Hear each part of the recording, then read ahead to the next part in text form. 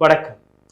India எந்த target எடுத்து வைத்ததோ, எந்த நோக்கத்துடன் மே 7ஆம் தேதி பாகிஸ்தான் மீது ஒரு மிக பெரிய தாக்குதலை நாம் நடத்தினோமோ, பாகிஸ்தானில் தீவிரவாதம் இருக்கிறது, பாகிஸ்தானில் தீவிரவாதிகள் ஒளிந்திருக்கிறார்கள் என்கிற அந்த விஷயத்தை நாம் எந்த அளவில் எடுத்து வைத்தோமோ அதற்கான ஆதாரம் வெளிவந்தது. அதாவது பாகிஸ்தானில் இருக்கக்கூடிய ராணுவம், பாகிஸ்தானில் இருக்கக்கூடிய ISI தான் அங்க இருக்கக்கூடிய தீவிரவாதிகளை வளர்த்து வருகிறார்கள். பாகிஸ்தானிற்கு கிடைக்கக்கூடிய நிதி, உலக நாடுகள் எல்லாமே அவர்களுக்கு எந்த நிதியை கொடுக்கிறார்களோ அந்த நிதி பாகிஸ்தான் மக்களை உயர்த்துவதற்காக, அங்க இருக்கக்கூடிய பள்ளிக்கூடங்களை டெவலப் செய்வதற்காக, மெடிக்கல் இன்ஃப்ராஸ்ட்ரக்சரை டெவலப் செய்வதற்காக அல்ல அந்த நாட்டையே டெவலப் செய்வதற்காக கிடையாது. இது போன்ற தீவிரவாத அமைப்புகளை வைத்து உலக நாடுகளிலிருந்து பணத்தை வசூல் செய்யக்கூடிய வேலையை தான் பாகிஸ்தான் செய்து கொண்டிருக்கிறது. 150க்கும் மேற்பட்ட தீவிரவாத அமைப்புகள் இன்னைக்கும் இந்தியாவிற்கு எதிராக பாகிஸ்தான் எல்லைக்குள்ளிருந்தே வேலை பார்ப்பதாக அந்த விஷயத்தை எத்தனையோ முறை நாம் உறுதி செய்தோம். அமெரிக்கா தேடி வந்த ஓசாமா பின் லாதன் உட்பட பாகிஸ்தான்ல தான் அடைக்கலம் தேடி கொண்டார் என்கிற அந்த விஷயத்தையும் நான் எடுத்து வைத்தேன். தாவூத் இப்ராஹிம் எங்கே, ஹாஃபிஸ் சயீத் எங்கே, மௌலானா மசூத் அஸ்ஹர் எங்கே, மீர் எங்கே, இது போன்ற அனைத்து பட்டியலும் நாம் ஒவ்வொரு முறை கொடுத்த பின்பு கூட பாகிஸ்தான் அனைத்தையுமே மறுக்கக்கூடிய வேலை தான் பார்த்திருந்தார்கள். மே 7ஆம் தேதி ஒரு வீடியோ வெளியானது. இந்த வீடியோவை ஒரு முறை முதலில் பார்த்திருந்தார்கள். அதற்கு பின்பு இந்த வீடியோவில் இருக்கக்கூடிய இந்த போட்டோவிற்கும் தீவிரவாதிகளுக்கும் இருக்கக்கூடிய அனைத்து கனெக்ஷனையுமே இன்னைக்கு நாம் எக்ஸ்போஸ் செய்கிறோம். தீவிரவாதிகள் மட்டுமல்ல, பாகிஸ்தான்ல இருக்கக்கூடிய அரசாங்கம், அங்க இருக்கக்கூடிய ஆர்மி, ISI அனைவருமே இன்னைக்கு எக்ஸ்போஸ் ஆகிவிட்டார்கள். இந்த வீடியோ பாருங்க.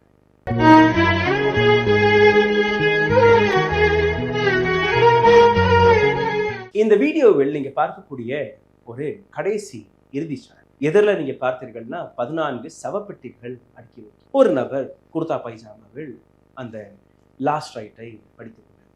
பின்னாடி நீங்க பார்த்தீர்கள் பாகிஸ்தான் ராணுவம், prime minister of Pakistan, army chief, இது போன்ற அனைத்து நபர்களுமே இந்த கடைசி ஊர்வலத்தில் கலந்து கொண்டார். மே 7ஆம் தேதி இந்தியா நடத்திய ஆபரேஷன் சிந்தூர் என்கிற அந்த தாக்குதலில் அங்க இருக்கக்கூடிய தீவிரவாதிகள் கொல்லப்பட்டதாக பல ப்ரூஃப்களை எடுத்து வைத்ததற்கு பின்பு கூட பாகிஸ்தான் எந்த கட்டுக்கதையை கட்டினார்களோ, அதாவது அப்பாவி மக்கள், சிவிலியன்ஸ்கள் கொல்லப்பட்டதாக எதை பாகிஸ்தான் எடுத்து வைத்ததோ அது எல்லாமே பொய் என்கிற விஷயம் இன்னைக்கு எஸ்டாப்ளிஷ் செய்யப்பட்டது. இந்த வீடியோ வெளிவந்த ஒரு சில நிமிடங்களிலேயே ஒரு லெட்டரும் வெளிவந்தது. மௌலானா மசூத் அஸ்ஹர் தரப்பிலிருந்து இந்த லெட்டர், UN டெசிக்னேட்டட் தீவிரவாதி. 30 ஆண்டுகளுக்கு முன்பு இந்தியா மீது எத்தனை தாக்குதல் நடந்ததோ அனைத்துமே இந்த நபருடைய இந்த இயக்கம் வழியாக நடந்தது என்கிற அந்த விஷயம். இந்தியா இந்த நபரை கைதும் செய்தது 30 ஆண்டுகளுக்கு முன்பு. 1999ஆம் ஆண்டு AI-814 ஏர் இந்தியாவுடைய விமானம் எப்படி ஆப்கானிஸ்தான்ல இருக்கக்கூடிய கந்தஹாருக்கு கடத்தி செல்லப்பட்டதோ, அங்கிருந்து இந்தியாவில் அடைக்கப்பட்ட தீவிரவாதிகளை எப்படி பாகிஸ்தான் விடுவித்தார்களோ அனைத்துமே இந்த பதிவில் எஸ்டாப்ளிஷ் செய்யப்படும். எப்படி என்று நீங்க பாருங்கள். மௌலானா மசூத் அஸ்ஹர் எழுதிய இந்த கடிதத்தில் அவர் எழுதிய விஷயத்தை முதலில் உருதுவில் என்னுடைய அக்கா வீட்டுக்காரர், என்னுடைய அக்காவுடைய மகன், அவருடைய மனைவி, என்னுடைய அக்காவுடைய மகள், என்னுடைய 2 சொந்தக்காரர்கள், அவருடைய தாயார், என்னுடைய 2 நண்பர்கள், ஆக மொத்தம் 14 நபர்கள் இந்த தாக்குதலில் கொல்லப்பட்டதாக இன்று மாலை 4 மணி அளவில் பஹாவல்பூர்ல இருக்கக்கூடிய ஒரு ஸ்டேடியத்தில் நாங்க இந்த இறுதி சடங்கை செய்ய போகிறோம். இந்த கடிதத்திற்கும் இந்த வீடியோவிற்கும் ஒரு கனெக்ஷன் வந்துவிட்டது. ஆனால் இந்த இறந்த நபர் யார்? அவ்வளவு முக்கியமான நபரா இல்ல அங்க இருக்கக்கூடிய சிவிலியன்ஸ்கள் தானா என்கிற அந்த விஷயம்.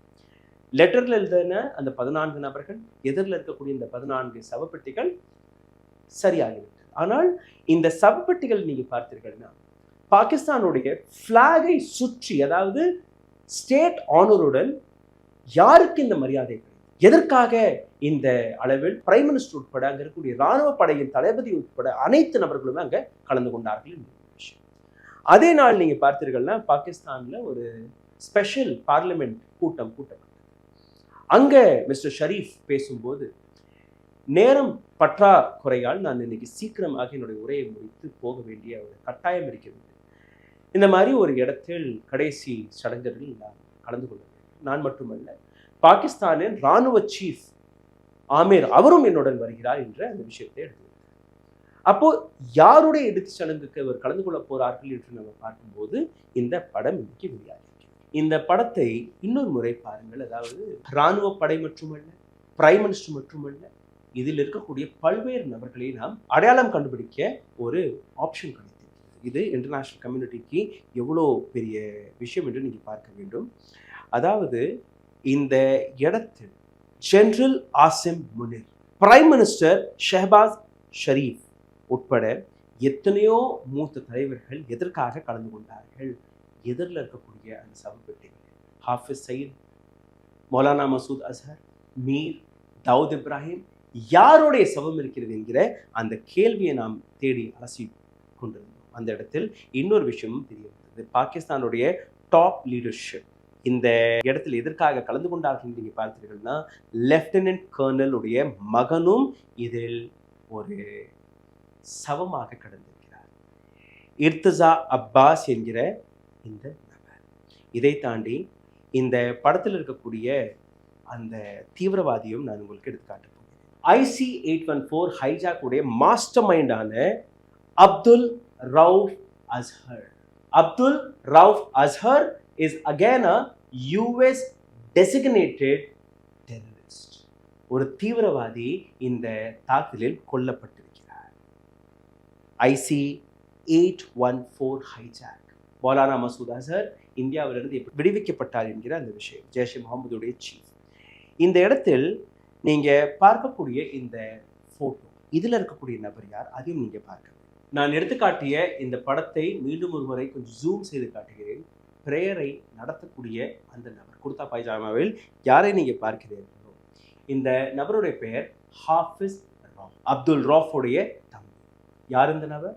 இந்த நபரும் US டெசிக்னேட்டட் தீவிரவாதி, டெரரிஸ்ட்.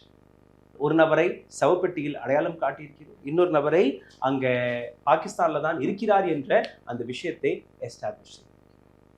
பின்னாடி இருக்கக்கூடிய நபர் பாகிஸ்தான் இராணுவத்தை சார்ந்தவர்கள், பிரைம் மினிஸ்டர், ஆர்மி சீஃப் உட்பட அனைத்து நபர்களுடைய அந்த எஸ்டாப்ளிஷ்மெண்ட்டை நீங்க பார்த்தீர்கள். அந்த இடத்தில் கலந்து கொண்ட விஷயத்தை நீங்க பார்த்தீர்கள்னா, பாகிஸ்தானுடைய இராணுவம், பாகிஸ்தானோட அரசாங்கம் தான் அங்க இருக்கக்கூடிய தீவிரவாதிகளை இயக்கி வருவது இங்கே உறுதி செய்யப்படுகிறது.